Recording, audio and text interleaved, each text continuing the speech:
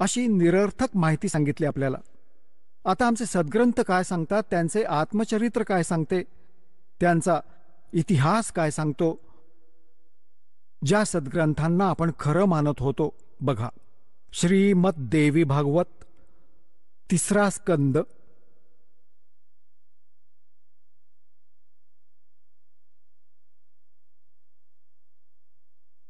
हे गीता प्रेस गोरखपूरहून प्रकाशित आहे. हे बघा, याचे हे सचित्र मोठा टाईप, केवल हिंदी, संपादक हनुमान प्रसाद पोद्दार, चिम्मनलाल गोस्वामी. आणि हे इथून प्रकाशित आहे, मुद्रित आणि प्रकाशित आहे गीता प्रेस गोरखपूरहून. गीता भवन कार्यालय, कोलकाता का संस्थान, गीता प्रेस गोरखपूर. ह्याच्या 123व्या पानावर घेऊन जातो तुम्हाला. अगदी दोन मिनिटात सगळी गोष्ट समजून येईल. 123 पानावर हा 3रा स्कंद. भगवान विष्णू आपली माता दुर्गा हिच्या महिम्याची स्तुती करताना म्हणतात, तू शुद्ध स्वरूप आहेस. हा सगळा संसार तुझ्यातूनच उद्भाषित होत आहे. मी ब्रह्मा आणि शंकर आम्ही सारे तुझ्या कृपेनेच विद्यमान आहोत. आमचा आविर्भाव म्हणजे जन्म, तिरोभाव म्हणजे मृत्यू. आमचा तर जन्म आणि मृत्यू होत असतो. केवळ तूच नित्य आहेस, जगत जननी आहेस, प्रकृती आणि सनातनी देवी आहेस. हा प्रकृती शब्द लक्षात ठेवा की दुर्गेला प्रकृती देखील म्हणतात. ज्यावेळी दास तुम्हाला श्रीमद भगवद्गीतेत हे सिद्ध करेल की ब्रह्मा विष्णू महेश यांची उत्पत्ती दुर्गेपासून झाली आहे आणि गीतेमध्ये सांगितलंय, त्यावेळी प्रकृती शब्द तुमच्या उपयोगाला येईल की प्रकृती दुर्गेला म्हणतात. गीतेमध्ये 2 प्रकृती सांगितल्या आहेत. एक तर जड, जसे हे अग्नी, वायू, हवा वगैरे, आणि एक चेतन ही दुर्गा प्रकृती आहे. तेव्हा ह्यासाठी म्हणतात की तुम्हीच प्रकृती आहात. आणि मग भगवान शंकर काय म्हणतात बघा. भगवान शंकर म्हणाले, देवी, जर महाभाग विष्णू तुझ्यामुळेच प्रकट झाले आहेत, त्यांच्यानंतर उत्पन्न झालेले ब्रह्मा देखील तुझेच बालक झाले, मग मी तमोगुणी लीला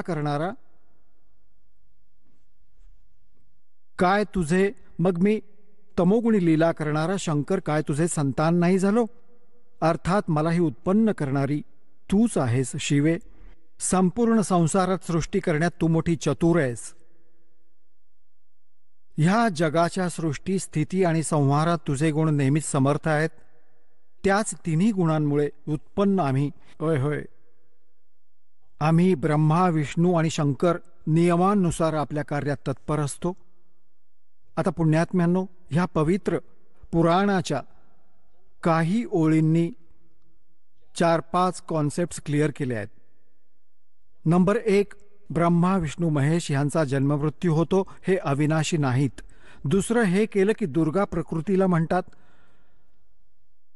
तिसरं हे झाले की प्रकृती दुर्गा यांची आई आहे. आणि चौथं हे झालं की रजगुण ब्रह्मा आहेत, सद्गुण विष्णू, तमोगुण शिवजी. आणि 5वं हे झालं की हे भगवान फक्त वर्क डन देऊ शकतात. जसं ज्याचं कर्म आहे त्यामध्ये हे काहीही परिवर्तन नाही करू शकत. हे यातून सिद्ध झालं. आता हे सिद्ध झालं की ब्रह्मा विष्णू महेश नाशवंत आहेत. आता जो भगवान नाशवंत आहे आणि आपण त्यांची पूजा करतो, तर आपण सुद्धा नाशवंत आहोत, कारण की आपण तिथे जाऊ जिथे त्यांचा लोक आहे. ब्रह्माजींचा उपासक ब्रह्माजींच्या लोकात, विष्णूजींचा उपासक विष्णूजींच्या लोकात, शिवजीचा उपासक शिवजींच्या लोकात. आणि हे भगवान नाशवंत आहेत आणि ह्यांचाही मृत्यू होईल, ह्यांचा लोक ही नष्ट होईल. मग आपण सुद्धा गेलो जन्ममृत्यूमध्ये. म्हणजे आपल्याला कंप्लीट मोक्ष नाही मिळाला, संपूर्ण मोक्ष नाही मिळाला. कोणता मोक्ष? श्रीमद भगवद्गीता अध्याय नंबर 15च्या श्लोक नंबर 1 ते 4 मध्ये सांगितलंय की हा वर मूळ आणि खाली 3 गुणरूपी शाखा असलेला संसार रूपी वृक्ष आहे. आणि जो संत ह्याच्या सगळ्या विभागांची भिन्न भिन्न फोड करून सांगेल तोच तत्वदर्शी संत आहे, वेदांचं तात्पर्य जाणणारा आहे. परत सांगितलंय की त्यानंतर गीताध्याय नंबर 15च्या श्लोक नंबर 4 मध्ये म्हटलं आहे, जेव्हा तत्वदर्शी संत भेटेल त्यानंतर परमेश्वराच्या त्या परमपदाचा शोध घेतला पाहिजे, जिथे गेल्यावर साधक परत फिरून कधीच संसारात येत नाहीत. आणि ज्या परमेश्वराने सगळ्या ब्रह्मांडांची रचना केली आहे, अर्थात ज्या परमेश्वरामुळे संसाररूपी वृक्षाच्या प्रवृत्तीचा विस्तार झाला आहे, भावार्थ आहे की ज्याने सगळ्या ब्रह्मांडांची रचना केली आहे, तो कंप्लीट गॉड आहे, तो पूर्ण परमात्मा आहे. फक्त त्याचीच भक्ती करा, गीता ज्ञानदाता स्पष्ट करतोय. आणि मग सांगतो की अर्जुन, 4थ्या अध्यायाच्या 5व्या आणि 9व्या श्लोकात, 2ऱ्या अध्यायाच्या 12व्या श्लोकात गीताजीमध्ये आणि 10व्या अध्यायाच्या 2ऱ्या श्लोकात गीता ज्ञानदाता म्हणतो, अर्जुन, तुझे आणि माझे पुष्कळ जन्म झालेले आहेत, तू नाही जाणत, मी जाणतो.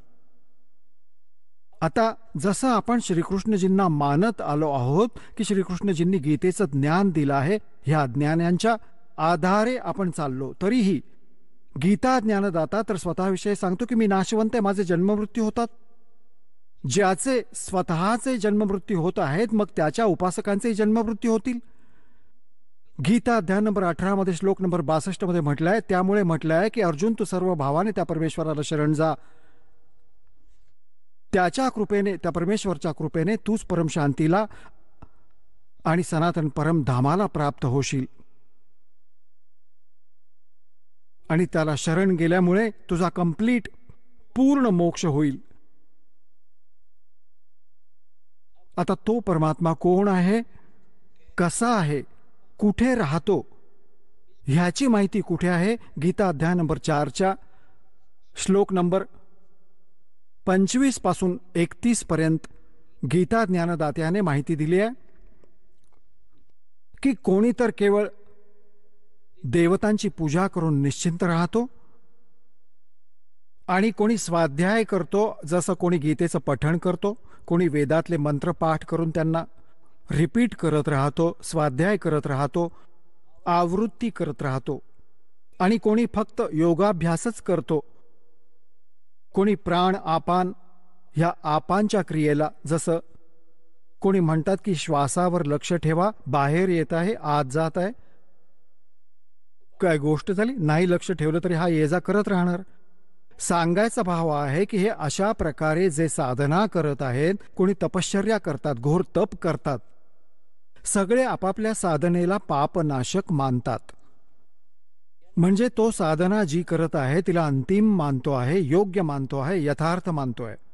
नंतर लगेच म्हटलंय 4थ्या अध्यायाच्या 32व्या श्लोकात की अर्जुन, ह्या यज्ञांची म्हणजे धार्मिक अनुष्ठानांची माहिती त्या सच्चिदानंद घनब्रह्मने, सच्चिदानंद घनब्रह्मने म्हणजे पूर्ण परमात्म्याने, परमक्षर ब्रह्मने स्वतः येऊन सांगितली आहे. आपल्या अमृतवाणीमध्ये बोलून, आपल्या मुखकमलाने बोलून जी वाणी म्हटली आहे तिला सच्चिदानंद घनब्रह्मची वाणी म्हटली जाते. कबीर वाणी आहे ती.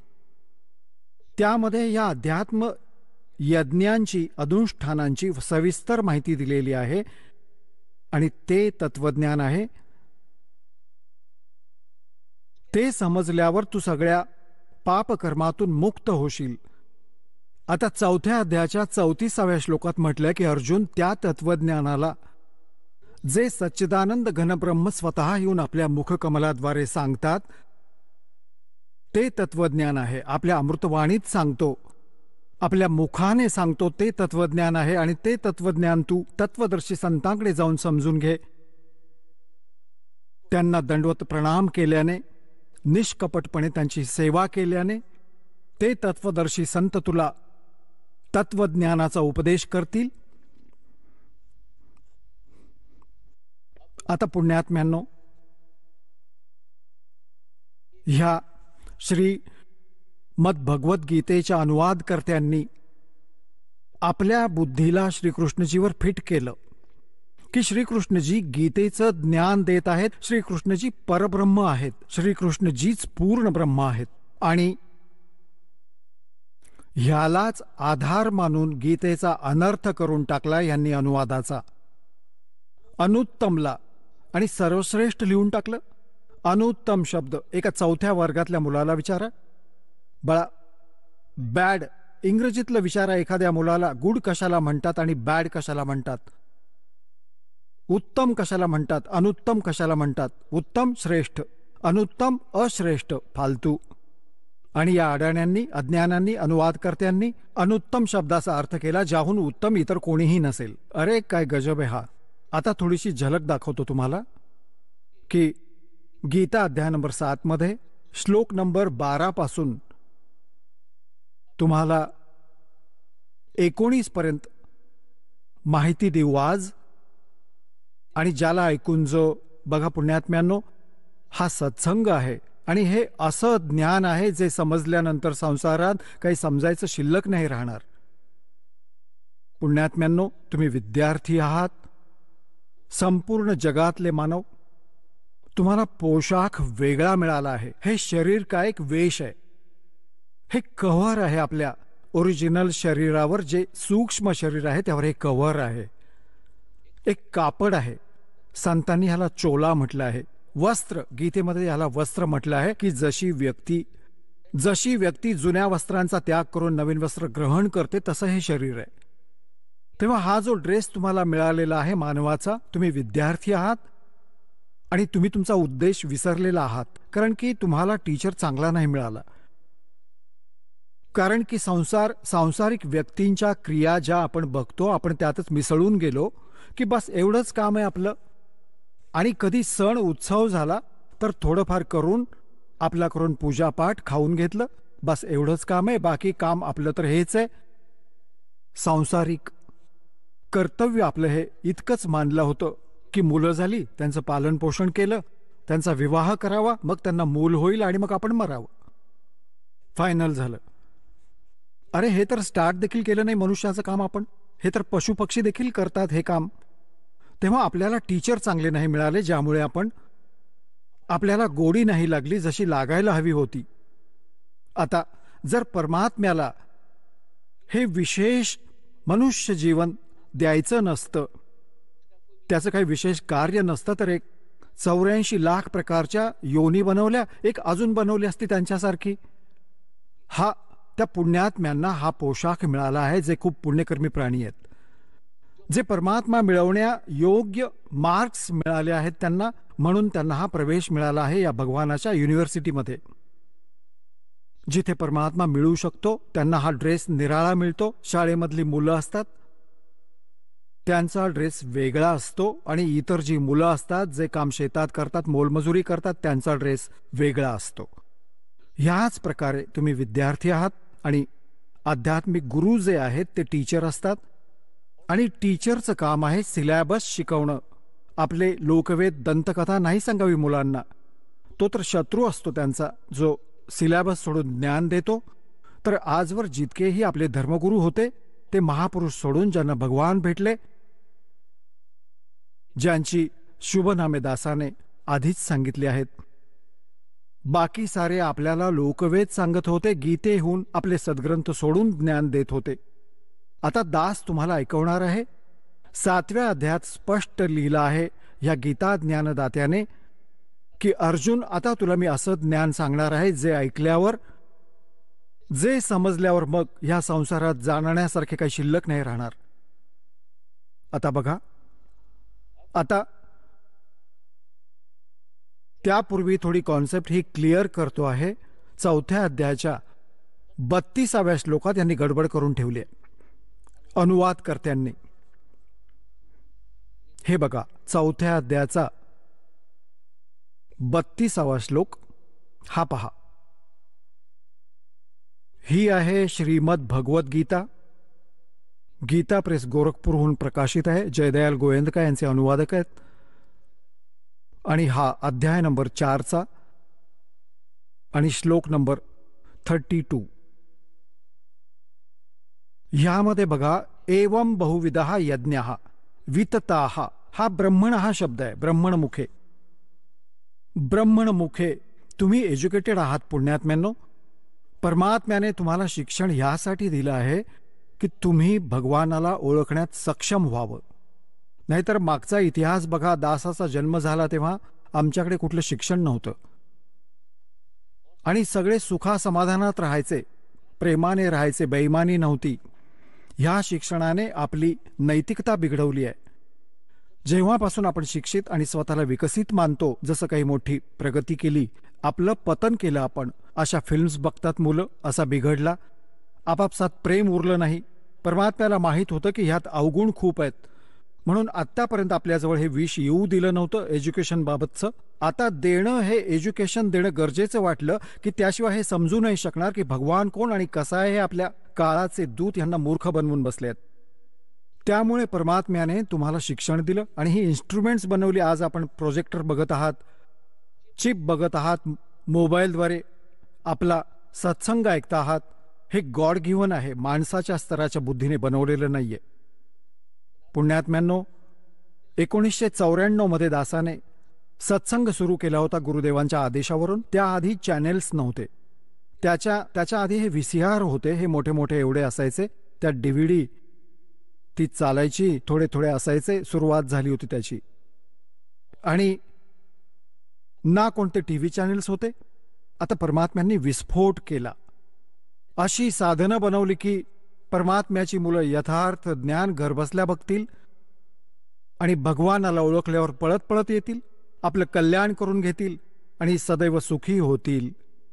तर तेव्हा हे ह्याकरता असं समजावत आहे तुम्हाला की आपले हे सद्ग्रंथ आहेत, ज्यांना तुम्ही शिरोधार्य मानत आले आहात.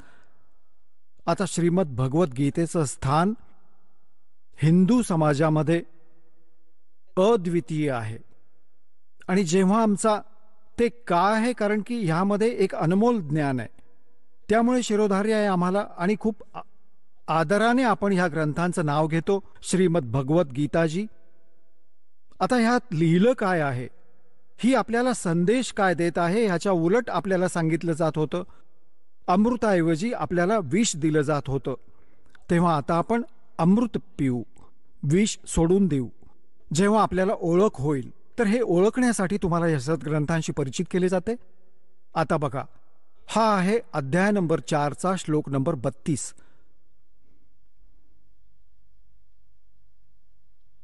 ह्यामध्ये हे आहे, एवं बहुविधाः यज्ञाः वितताः ब्रह्मणः मुखे.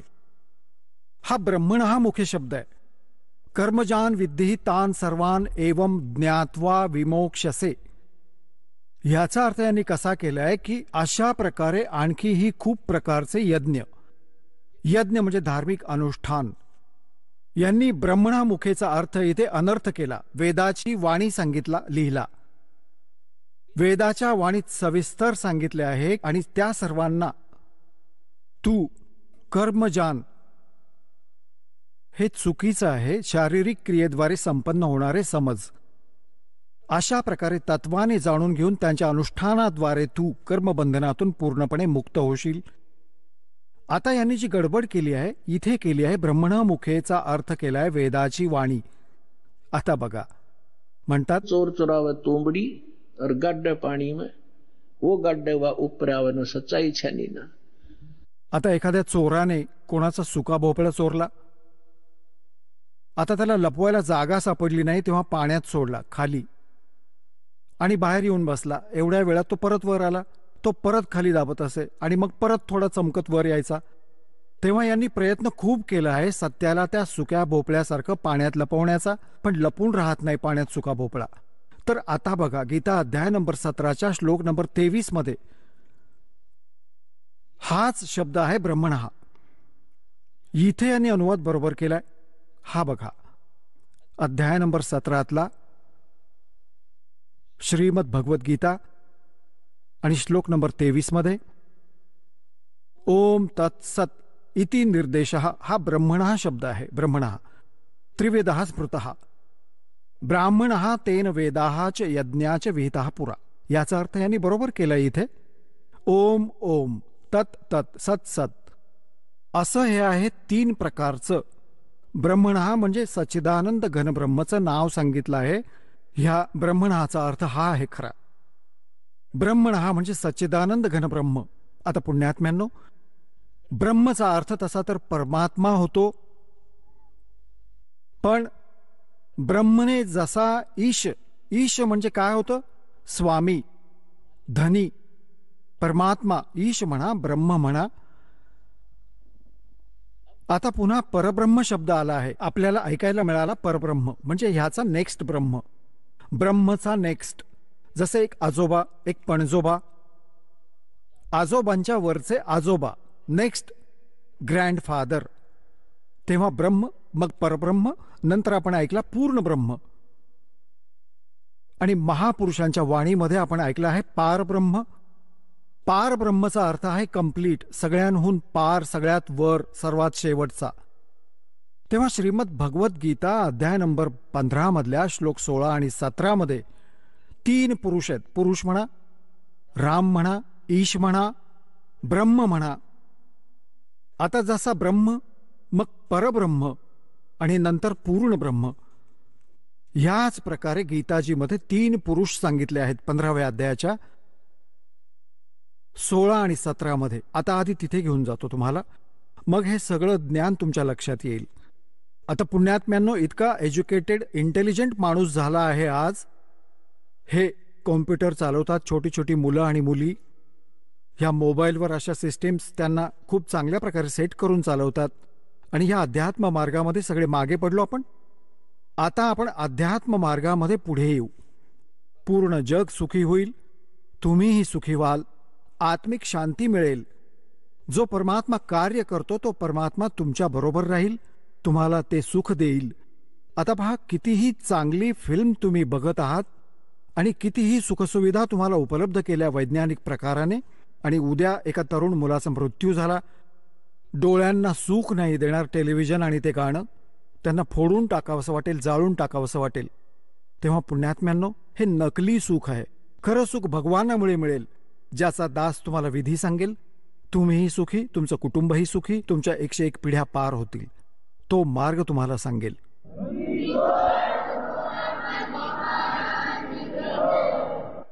आता बघा, 15व्या अध्यायाच्या 16 आणि 17 मध्ये 3 पुरुष आहेत, 3 भगवान आहेत, 3 ब्रह्म आहेत. अध्याय नंबर 15चा हा श्लोक नंबर 16 हा इथे आहे. ह्यात लिहिलंय की द्वौ इमौ पुरुषौ लोके क्षरहाच अक्षरहाच एवच क्षरहा सर्वाणि भूतानि कूटस्थ अक्षरहा उच्यते. 16वा श्लोक. ह्याचा अनुवाद इथे केलाय यांनी. या संसारात नाशवंत आणि अविनाशी सुद्धा हे 2 प्रकारचे पुरुष आहेत. आता बघा, यांनी क्षर म्हणजे नाशवंत, अक्षर म्हणजे अविनाशी केलं. हे लिहायला हवं होतं, ह्या संसारात क्षरपुरुष आणि अक्षर पुरुष हे पुरुष आहेत ना, हे दोन्ही संस्कृतमध्ये ह्याच्या बरोबर लावले जातात. क्षरपुरुष आणि अक्षर पुरुष हे 2. आणि त्यांना पाहिलं तर नाशवंत आणि अविनाशी ह्या 2 प्रकारचे पुरुष आहेत. पुरुष म्हणजे परमात्मा आहे, प्रभू आहे, भगवान आहे, ईश आहे, स्वामी आहे. आणि संपूर्ण प्राण्यांचं शरीर तर नाशवंत आहे, जीवात्मा अविनाशी म्हटला जातो. आता काय आहे, हा क्षरपुरुष केवढा धनी आहे, अक्षर पुरुष केवढा धनी आहे, आणि परम अक्षर. आता तिसरा कोण आहे? तिसरा आधी दाखवतो तुम्हाला. तिसरा जो आहे तो परम अक्षर पुरुष आहे. आता इकडे आपल्या 15व्या अध्यायात 16व्या श्लोकमध्ये 2 पुरुष आहेत, क्षरपुरुष आणि अक्षर पुरुष. हे दोन प्रकारचे पुरुष आहेत, आणि त्यांच्या अंतर्गत जेवढे प्राणी आहेत ते नाशवंत आहेत, आणि हा स्वतःही नाशवंत आहे. जीवात्मा तर गाढवाचाही नाही मरत, कुत्र्याचाही नाही मरत. आता इकडे बघा, 15व्या अध्यायाच्या 17व्या श्लोकात काय लिहिलंय की उत्तम पुरुषतु अन्यहा. हा उत्तम पुरुष म्हणजे श्रेष्ठ परमात्मा तर या दोघांहून अन्य आहे, क्षरपुरुष आणि अक्षर पुरुषाहून. क्षरपुरुष, क्षर आणि अक्षर, नाशवंत व अविनाशी हे 2 प्रकारचे पुरुष आहेत. ह्यामध्ये लिहिलंय 17व्या श्लोकात 15व्या अध्यायाच्या की उत्तम पुरुषतु अन्यहा परमात्मा इति उदाहरतः या लोकत्रयम आविष्य बिभर्ती अव्यय ईश्वरः. होय होय, उत्तम पुरुष तर अन्यही आहे. ह्या दोघांहून कोणी वेगळा आहे तो श्रेष्ठ भगवान परम अक्षर ब्रह्म 3ऱ्या नंबरचा. उत्तम पुरुष तर अन्यही आहे जो 3ही लोकांमध्ये प्रवेश करून सर्वांचं पालन पोषण करतो. अविनाशी परमेश्वर परमात्म्याचं असं वर्णन केलं जातं. ह्याच 15व्या अध्यायाच्या प्रथम मंत्रात, हा बघा 15व्या अध्यायाच्या प्रथम मंत्रात ह्यात सांगितलं आहे की ऊर्ध्वमूलम अधशाखम अश्वत्थम प्राहु अव्ययम छंदांसी यस्य पर्णानी य तमवेत स वेदवित.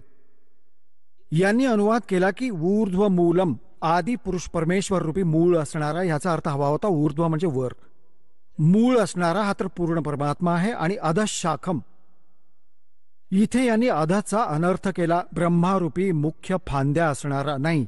अध म्हणजे खाली आहे, ऊर्ध्व म्हणजे वर आहे. ह्यामध्ये अध दोनदा आहे, अध अध ह्या दुसऱ्या श्लोकात. आणि इथे यांनी ऊर्ध्व, ऊर्ध्व पण आहे इकडे बघा. यांचाच अनुवाद बघूया. अध म्हणजे खाली आहे, अध म्हणजे खाली, अध म्हणजे खाली, आणि ऊर्ध्व म्हणजे वर, ऊर्ध्व म्हणजे वर. आता इकडे बघा, आपण पुन्हा आलो परत 15व्या अध्यायाच्या प्रथम श्लोकात. ऊर्ध्वमूलम अधशाखम, ऊर्ध्वमूलम अधशाखम, हा अधशाखम हा आहे. ऊर्ध्वमूलम अधशाखम अश्वत्थम प्राहु अव्ययम छंदांसी यस्य पर्णानी य तमवेत स वेदवेत. आता यांनी हे चुकीचं केलं आहे. हे लिहायला हवं होतं की वर जो मूळ असणारा, वर मूळ असणारा तो तर परमेश्वर आहे, पूर्ण परमात्मा आहे, हे बरोबर आहे. अधशाखम चुकीचं केलंय, खाली फांद्या असणाऱ्या. आणि संसार रूपी पिंपळाच्या वृक्षाला अविनाशी म्हणतात, वेद ज्याची पानं म्हणतात. आणि त्या संसार रूपी वृक्षाचं जी व्यक्ती, जो संत मुळासहित तत्वाने जाणतो आहे, तो आहे सवेदवित, तो वेदांचं तात्पर्य जाणणारा. होय होय, तो तत्वदर्शी संत आहे जो ह्या संसार रूपी वृक्षाचे सगळे विभाग सांगेल. हा पहा, संसार रूपी वृक्ष दाखवतो तुम्हाला आधी. हा आहे ऊर्ध्वमूलम अधशाखम, अधशाखम, ऊर्ध्वमूलम अधशाखम अश्वत्थम प्राहु अव्ययम छंदांसी यस्य पर्णानी य तमवेत स वेदवित. आता पहा, हा आहे वृक्ष जो जमिनीच्या बाहेर दिसून येतो. परमेश्वरजींनी, कबीर परमेश्वरजींनी 600 वर्ष आधी आपलं ज्ञान सांगितलं होतं एक, आणि ते लीला अशीच करतात, आपल्या मुखकमलातून यथार्थ ज्ञान सांगतात. आणि त्या ज्ञानाला मग लिपिबद्ध केलं जातं, त्याला सच्चिदानंद घनब्रह्मची वाणी म्हटलं जातं. त्यामध्ये परमात्म्याने सांगितलं होतं, अक्षर पुरुष एक पेड़ है और सरपुरुष वाकी डार, निरंजन म्हणा, क्षरपुरुष म्हणा, और तीनों देवा शाखा है बाई पात रूप संसार. त्या परमेश्वराने, तो परमात्मा, जसे रामानंदजींना भेटले होते, स्वामी रामानंदजींना, त्यांनी परमात्म्याला जसं वर बघितलं, मग त्याला खाली एका सिंपल वेशभूषेत धाणक विणकराच्या रूपात बनारसमध्ये बघितलं. जेव्हा म्हणाले, दो ठोड़ है एक तू भया एक से दो, और गरीबदास हम कारणे तुम आए हो मगदो. तुम साहेब तुम संत हो, तुम सतगुरु तुम हंस, और गरीबदास तेरे रूप बिना. रामानंदजी म्हणत आहेत, और न तू जान. तुम्हीच साहेब आहात, तुम्हीच परमात्मा आहात, सद्गुरु खरं ज्ञान देणारे तुम्हीच आहात. तुम साहेब तुम संत हो, तुम सतगुरु तुम हंस, और गरीबदास जी, जसं तुलसीदासजींनी रामायण लिहिलं होतं, चित्ररूप बनवलं होतं, त्याप्रमाणे गरीबदासजींना परमात्म्याने दिव्य दृष्टी दिली होती. ते संपूर्ण सत्यकथन गरीबदास साहेबजींनी आपल्या वाणीत लिहिलं आहे, त्यामुळे गरीबदासजींचं नाव येतं. पण वार्ता चालली आहे रामानंदजी आणि परमात्म्याची. तुम साहेब तुम संत हो, तुम सतगुरु तुम हंस, गरीबदास तेरे रूप बिना और न दूजा हंस. बोलत रामानंद जी सुनो कबीर करतार, कहे कबीर गरीबदास सब रूप के तुम ही सर्जनहार. तेव्हा इथे सांगितलं जातं की तुम्ही सद्गुरू ही तुम्हीच आहात, खरं ज्ञान ह्या पृथ्वीवर तुमच्याशिवाय कोणालाच माहीत नाही. तेव्हा परमात्मा आले होते. एक आपण त्यांना कवी म्हणून फायनल करून टाकलं, त्यांची क्लोज केली फाईल. आता पुन्हा उघडू, जेव्हा हिऱ्याची ओळख पटेल तेव्हा तुम्हाला हिरा कोण ते समजेल. तर त्या परमेश्वराने 600 वर्षांपूर्वी सच्चिदानंद घनब्रह्मच्या वाणीमध्ये, आपल्या कबीर वाणीमध्ये काय लिहिलं होतं?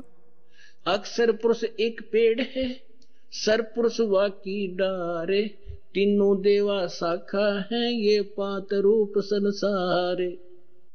आणि ही गीता काय म्हणते 15व्या अध्यायाचा प्रथम मंत्र, की जो संत ह्या उलट्या लटकलेल्या संसाररूपी विभाग, वृक्षाचे सगळे विभाग पानांसहित मुळापासून पानांपर्यंत समजावून सांगेल, तो तत्वदर्शी संत आहे. ओळख सांगितली तत्वदर्शी संताची.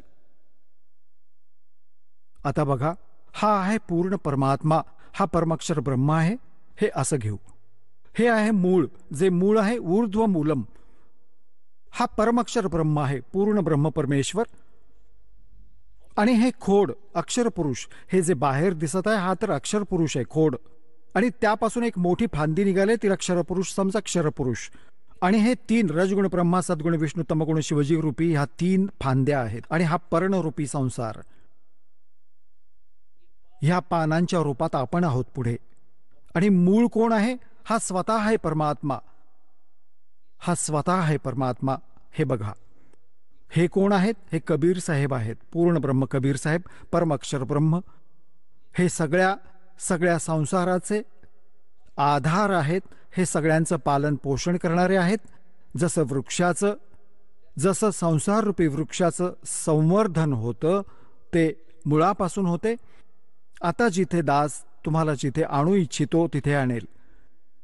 गीता अध्याय नंबर 15 मधला श्लोक नंबर 1 तुम्ही वाचला. यामध्ये स्पष्ट केलंय की तत्वदर्शी संत कसा असेल. हे बघा, हा आहे 15व्या अध्यायाचा पहिला श्लोक. ह्यामध्ये सांगितलंय की ऊर्ध्वमूलम अधशाखम अश्वत्थम प्राहु अव्ययम छंदांसी यस्य पर्णानी य तमवेद स वेदवित. वरती मुळ आणि खाली तिन्ही गुणरूपी फांद्या असलेला, हे ह्याला सगळं कंप्लीट एकत्र करून आपण वाचूया ना. ऊर्ध्वमूलम अधशाखम, खाली फांद्या असणारा वाचा ह्याला. आणि अश्वत्थम म्हणजे संसाररूपी पिंपळाच्या झाडाला अविनाशी म्हणतात. वेद, हे वेद नाही, जसा छंदचा अर्थ होतो विभाग, कोणत्याही एका शब्दाचा एकच अर्थ नाही होत.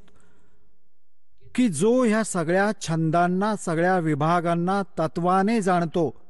क्षरपुरुष कोणता विभाग आहे ह्या संसाररूपी वृक्षाचा, मूळ कोण आहे आणि फांदी कोण आहे, डहाळी कोण आहे, ज्याला हे सगळं माहीत आहे, तो स वेदविद, तो तत्वदर्शी संत आहे. तेव्हा परमेश्वराने 600 वर्ष आधी सांगितलं आणि या दासाने परमात्म्याकडून प्राप्त या ज्ञानाशी तुमची ओळख करून दिली. अक्षर पुरुष एक पेड़ है, सरपुरुष वाकी डार और तीनों देवा शाखा, ये पातरूप संसार. तेव्हा इथेही श्रीमद भगवत गीता ही हेच सांगते की तिन्ही गुणरूपी, इथे बघा पुढे 15व्या अध्यायाचा हा दुसरा मंत्र तुम्ही बघून घ्या. त्या संसाररूपी वृक्षाच्या तिन्ही गुणरूपी, होय होय पुण्यात्म्यांनो, हे सद्ग्रंथ आहेत. जर ही BA MA ची पुस्तकं एखादा मुलगा वाचू समजू शकतो, तर टीचरची काय आवश्यकता होती? इतकी मोठी कॉलेजेस बनवण्याची काय गरज होती? ह्या अशा कोणत्याही आपल्या धर्मगुरूंना आपल्या सद्ग्रंथातलं कखही कळत नाही. हे कोड वर्ड्स आहेत, तिन्ही गुणरूपी फांद्या. आता आधी हे सांगतोय 3 गुण कोणते आहेत. समजणाऱ्याला इशारा पुष्कळ असतो, हे दाखवतो. हे मार्कंडेय पुराण, ज्यांना आपण शिरोधार्य मानतो, सगळ्याच पुराणांना. मार्कंडेय पुराण, गीता प्रेस गोरखपूरहून प्रकाशित, सचित्र मोठा टाईप.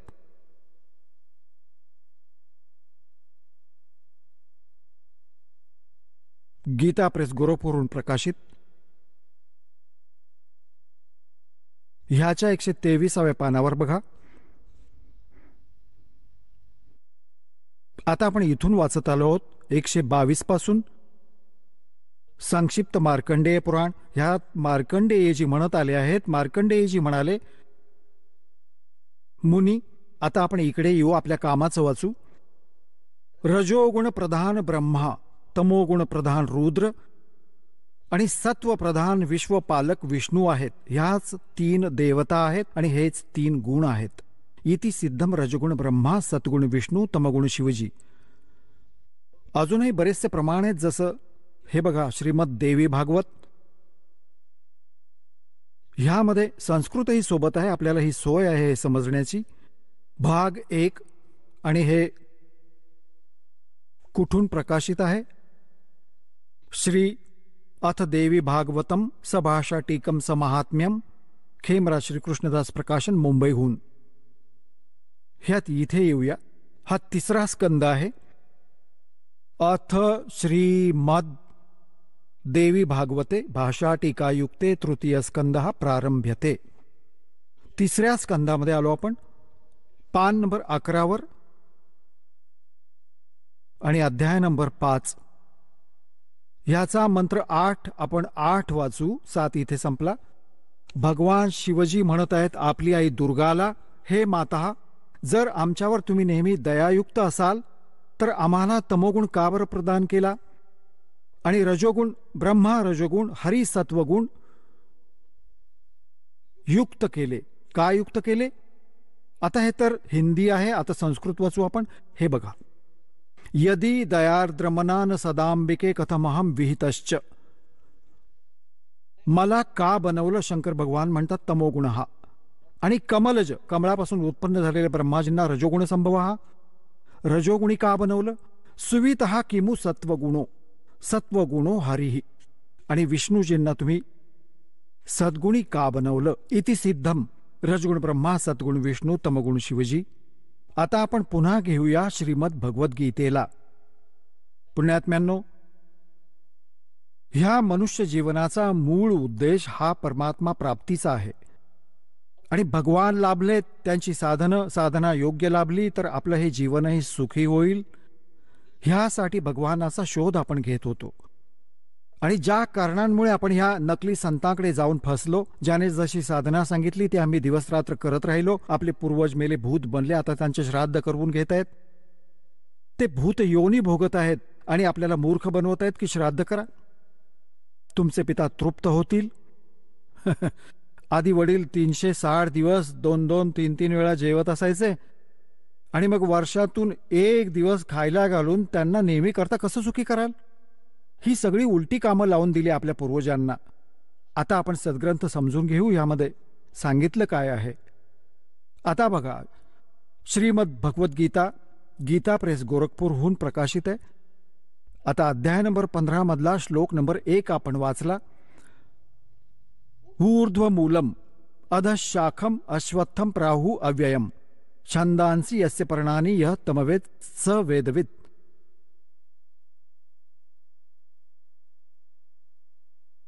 ऊर्ध्वमूलम म्हणजे वरती, आदी, वरती ज्याच्या मूळ आहे तो पूर्ण परमात्मा समजावा. खाली अधशाखम, खाली फांद्या आहेत. ह्या संसाररूपी पिंपळाच्या वृक्षाला अविनाशी म्हणतात. वेद ज्याची पानं सांगितली आहेत, त्या संसाररूपी वृक्षाला जो मुळासहित जाणतो, म्हणजे मुळापासून पानांपर्यंत जाणतो, तो सवेदविद, तो वेदांचं तात्पर्य जाणणारा आहे. अर्थात तो तत्वदर्शी संत आहे.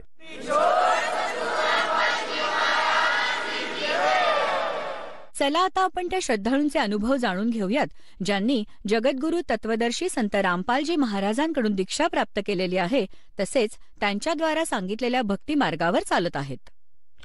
नमस्कार. आपलं नाव? माझं नाव प्रफुल्ल व्यंकटराव तनपुरे.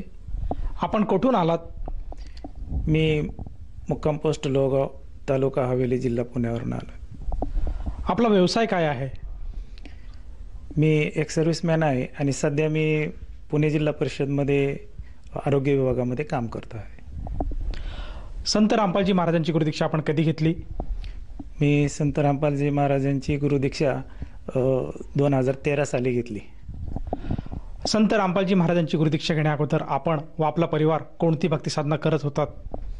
संत रामपालजी महाराजांची गुरुदीक्षा घेण्याच्या अगोदर मी घरामध्ये पारंपरिकरित्या जे काही परंपरेने चालत आलेली पूजा अर्चा होते ती पूजा अर्चा करत होतो. त्याचबरोबर पंढरपूर वगैरे आईवडिलांबरोबर जाणे ते पण चालूच होतं. त्याबरोबर तीर्थक्षेत्र करता करता मला पण मनामध्ये असं भाव निर्माण व्हायचा की बा आपण पण एखाद्या देवाची भक्ती करायला पाहिजे. तर मी सहसा दत्तात्रेयाचा फोटो बघून माझ्या मनामध्ये अशी भावना यायची की या देवामध्ये तिन्ही देवांचे एकच आहेत, म्हणजे ब्रह्मा विष्णू महेश यांची पूजा करण्यासाठी वेगवेगळी करण्याऐवजी जर दत्तात्रेयाची पूजा केली ते तिन्ही देवाची पूजा होईल. मग या हिशोबाने मी दत्तात्रेय महाराजांचा फोटो जिथे बघल किंवा मला असं वाटेल की बाबा दत्त महाराजांचा फोटो दिसला तर मी थोडा आदरभावाने त्यांचा प्रणाम वगैरे करत असे. त्यांच्या मनामध्ये माझ्या जरा जास्त भाव ठेवत असे असं याचा अर्थ असं नाही की मी शंकर भगवान या राम कृष्ण यांच्या मूर्तीकडे मी दुर्लक्ष करत होतो, परंतु माझा भाव थोडा जास्त दत्तात्रय महाराजांकडे होता. अशा प्रकारे मी भक्ती करत होतो. त्याबरोबर आमच्या घरामध्ये नवनाथांचे पारायण वगैरे करणे, त्याच्यानंतर रामायण वगैरे या गोष्टीकडेही माझ्या बहिणी वगैरे गावामध्ये चालू असताना त्यांच्याबरोबर मी जाणे, अशी क्रिया चालू होती. मी अशा प्रकारे भक्ती केली. त्याच्यानंतर मी मिलिटरीमध्ये भरती झालो. मिलिटरीमध्ये भरती झाल्यानंतर मला अमृतसरला माझी पोस्टिंग असताना त्या ठिकाणी मला काही क्वार्टर भेटले नाही गव्हर्नमेंटचे. मग मी बाहेर एका म्हणजे सिव्हिलमध्ये भाड्याने घर घेतलं. तर ते माझे जे घर मालक होते ते राधास्वामीशी जोडलेले होते. त्यांच्याबरोबर मग मला त्यांनी ते सत्संगाला वगैरे नेणं व्यासला प्रत्येक रविवारी. मग असं करता करता मला त्यांनी नामदीक्षा घेण्यासाठी प्रवृत्त केलं आणि तिथून पुढे मग मी राधास्वामीची भक्ती करायला सुरुवात केली. 1999 पासून राधास्वामीची भक्ती केली तर 2013पर्यंत. सर, जसं आपण सांगत आहात की आपण पूर्वीपासूनच आपला जो पिंड आहे हा भक्तीचा पिंड होता आणि आपण परमेश्वर प्राप्तीसाठी नेहमी तत्पर असत होते आणि जो काय मार्ग मिळेल त्या दृष्टीने आपण परमेश्वराची आराधना करत होते. आणि अशातच आपल्याला राधास्वामी पंथ हा सुद्धा पंथ आपल्याला निदर्शनास आला आणि त्या पंथाशी सुद्धा आपण जुडले गेलात, त्यांची नामदीक्षा घेतली आणि त्यांची भक्तिविधी केली. तर मला असं विचारायचं आहे की संत रामपालजी महाराजांच्या शरणात कसे आलात? नाही, कारण असं घडलं की राधास्वामीची भक्ती ज्यावेळेस करत होतो तर माझ्या नजरेमध्ये राधास्वामीची भक्ती ही सर्वश्रेष्ठ मी मानत होतो.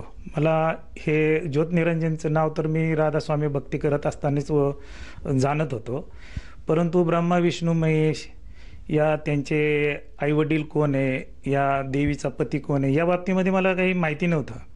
परंतु ज्यावेळेस मी संत रामपालजी महाराजांचा सत्संग बघितला त्याच्यानंतर मला समजलं की ज्योतनिरंजन हे 21 ब्रह्मांडाचे मालक आहेत आणि दुर्गेचा पती ज्योतनिरंजन आहे. त्रिदेव जननी असं देवीला म्हणलं जातं. मग मला समजलं की माझी जी भक्ती आहे ही काळ लोकांपर्यंतच आहे, मग मला पुढची भक्ती कशी मिळू शकते. म्हणून मी या मोक्षाच्या मार्गाकडे, या पूर्णतः मोक्ष होण्याच्या मार्गाकडे वळण्याचा मी निर्णय घेतला आणि गुरु बदलला. कारण गुरु बदलायचं हे कारण आहे की हे संत रामपालजी महाराजजी जे काही भक्ती देतात हे शास्त्रानुकूल भक्ती आहे आणि कारण त्यांचं जे काही त्यांनी ऑथेंटिक प्रूफ असे दिलेले की याच्या अगोदर ज्यांनी भक्ती केली त्यांनी शास्त्रानुकूलच भक्ती केलेली आहे. आणि तुम्हाला जर मोक्ष मार्ग पाहिजे असेल तर ज्यांचा मोक्ष झालेला आहे त्यांच्या पद्धतीनेच तुम्हाला जर भक्ती केली तरच तुमचाही मोक्ष होऊ शकतो. मग अशी भक्ती देणारा संतच फक्त मोक्ष करू शकतो असं माझ्या लक्षात आलं आणि मग मी गुरु बदलायला काही वेळ लावला नाही. कारण त्या ठिकाणी माझं जन्म मरणाचा जर रोग कटणार नव्हता तर मग मी यांच्या शरण येणंच बेहतर समजलो आणि मी आज संत रामपालजी महाराजांच्या शरण आलो आहे. सर, जसं तुम्ही सांगत आहात की संत रामपालजी महाराजांचं ज्ञान हे तुम्हाला समजलं आणि त्यातनं तुम्हाला असा बोध झाला की संत रामपालजी महाराज जे काही ज्ञान देत आहेत ते अद्वितीय ज्ञान आहे आणि ह्याच्यातनंच आपल्याला मोक्षाचा मार्ग मिळू शकतो. म्हणून आपण गुरु बदलून संत रामपालजी महाराजांची नामदीक्षा घेतली.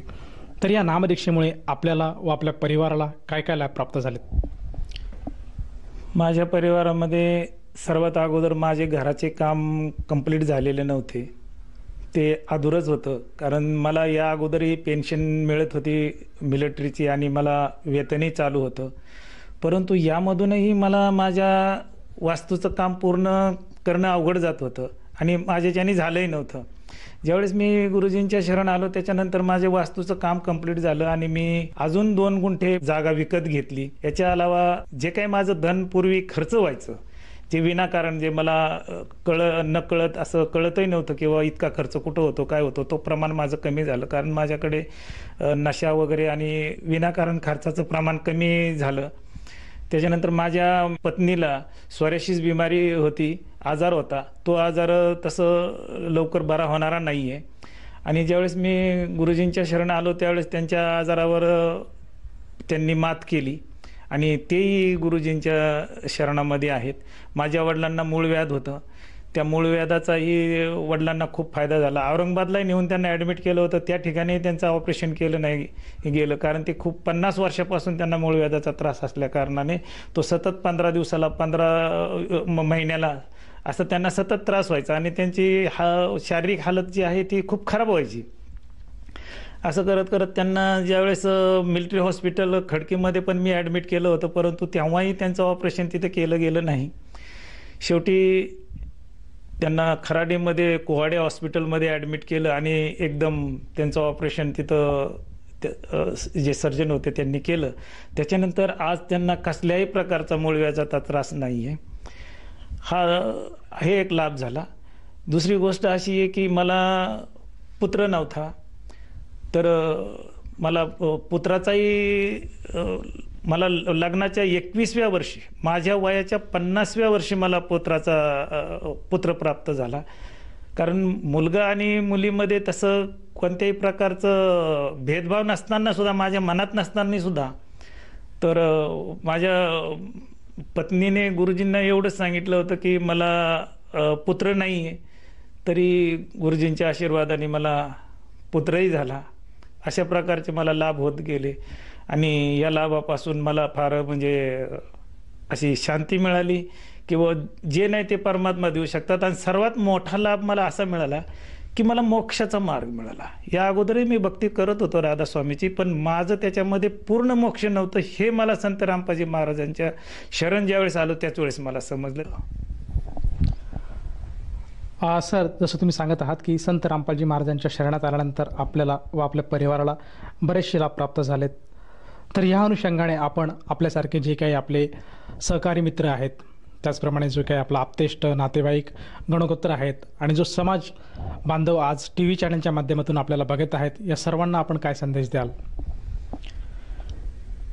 संदेश नाही, माझी एक अशी विनंती आहे की जे काही माझे माता पिता तुल्य, त्याचबरोबर माझे भाऊ बहीण मला बघत आहेत, यांना माझी एक विनंती आहे की ज्याप्रमाणे आपण ज्या देशामध्ये राहतो त्या देशाच्या संविधानाचा आपण जरूर सन्मान करतो आणि त्या संविधानाप्रमाणे जर आपण चाललो नाही तर आपण गुन्हेगार ठरतो. याच धर्तीवरती ज्यावेळेस आपण परमात्माची भक्ती करतो आणि ती भक्ती जर आपण शास्त्रानुकूल करत नसेल तर आपण एक प्रकारे परमात्माचे सुद्धा अपराधी आहोत. तर माझं असंच म्हणणं आहे की जगद्गुरू रामपालजी महाराज आता सध्या या ठिकाणी जी भक्ती देतात ती शास्त्रानुकूल देतात आणि अशी भक्ती देणारे महापुरुष या धर्तीवरती माझ्या नॉलेजमध्ये तर कोणी नाही आहे. आणि मग तुमचंही कल्याण करायचं असेल, मोक्ष करायचा असेल, तर तुम्हाला फक्त संत रामपालजी महाराजांजवळच येऊन नामदीक्षा घ्यायला पाहिजे. नामदीक्षा घेण्याकरता तुम्हाला ज्या ज्या चॅनलवरती सत्संग चालतात त्या ठिकाणी तुम्ही फोन घेऊन तुम्ही कॉन्टॅक्ट करून प्रत्येक जिल्ह्यामध्ये नामदानाची संत रामपालजी महाराजांनी व्यवस्था केलेली आहे, तुम्ही नाम घेऊ शकता. सर, जसं तुम्ही सांगितलं की आज प्रत्येक मानव समाजाने संत रामपालजी महाराजांचे ज्ञान समजून त्यांच्याकडनं अनुग्रह घेऊन आपल्या जीवनाचं कल्याण करायला पाहिजे आणि आपल्या TV चॅनलच्या माध्यमातून जे काही मोबाईल नंबर फ्लॅश होत आहेत त्या नंबरपैकी कुठल्याही एखाद्या मोबाईल नंबरवर संपर्क साधला तर त्या व्यक्तीला जवळच्या नामदान केंद्राची माहिती मिळेल आणि तेथे जाऊन तो व्यक्ती संत रामपालजी महाराजांची नामदीक्षा घेऊ शकेल. परंतु मला असं विचारायचं आहे की या नामदीक्षेसाठी त्या साधकाला किती पैसे मोजावे लागतात? नामदीक्षा ही निशुल्क दिली जाते. ज्यावेळेस मी सुद्धा नामदीक्षा घेण्यासाठी गेलो होतो तर माझ्या मनामध्ये हाच प्रश्न होता की मी नामदीक्षा घेतल्यानंतर मला पैसे वगैरे द्यावे लागतील, परंतु माझ्याकडनं कोणत्याही प्रकारचे पैसे न मागता न घेता मला नामदीक्षा दिली. असं कोणी पैसे मागत नाही आणि यासाठी पैसे लागत नाही, निशुल्क तुम्हाला नामदीक्षा मिळू शकते. धन्यवाद. सच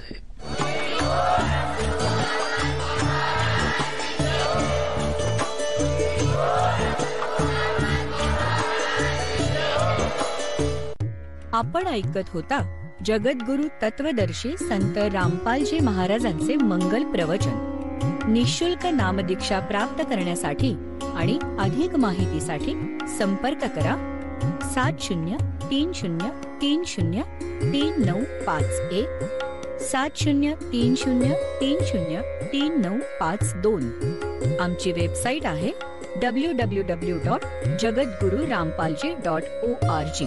सर्व पवित्र धर्मांच्या व पवित्र शास्त्रांवर आधारित प्रमाणित अनमोल पुस्तक ज्ञानगंगा किंवा जगण्याचा मार्ग यापैकी कोणतेही एक पुस्तक निःशुल्क मागवण्यासाठी आम्हाला आपले पूर्ण नाव, पूर्ण पत्ता, पिनकोड सहित आणि फोन नंबर लिहून 7030303951 7030303952 नंबरवर SMS करू शकता किंवा आम्हाला 7030303950 नंबरवर व्हॉट्सअप